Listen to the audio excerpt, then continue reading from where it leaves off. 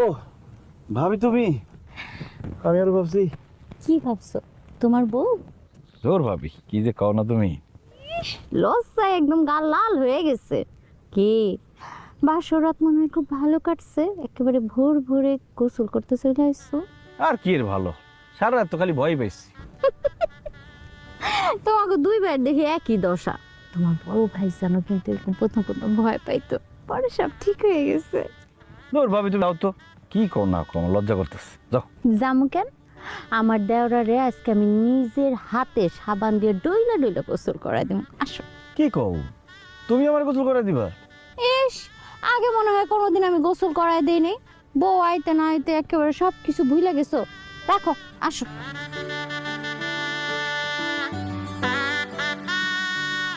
আরে দেখ, আমি পারতাম। আরে পারতা তো, আমি একটু দেই, তাতে সমস্যা কি?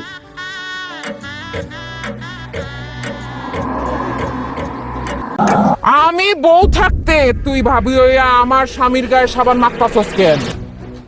তাতে সমস্যা কি? মানে কি আমার দেওরা আমার ছোট ভাইয়ের মতো, ওরে তো আমি সাবান রাখতেই পারি। সাবান মাখাতে সমস্যা নাই, সমস্যা হইতাছে তোর নজর খারাপ, তোর চোখ খারাপ, তোর উদ্দেশ্য খারাপ। পরে আজকে পানিতে জমাবো। এ কাজল কি করতেছো, ভাবি বলে দেবো।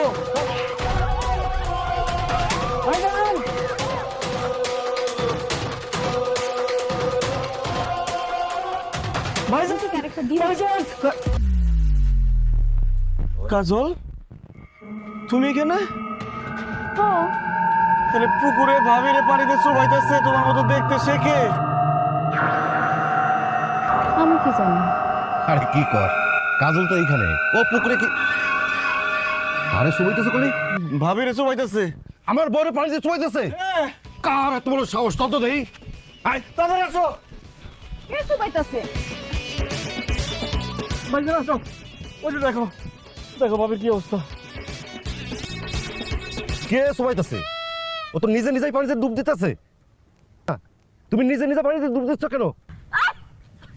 আমি নিজে নিজে ডুব দেবো কেন?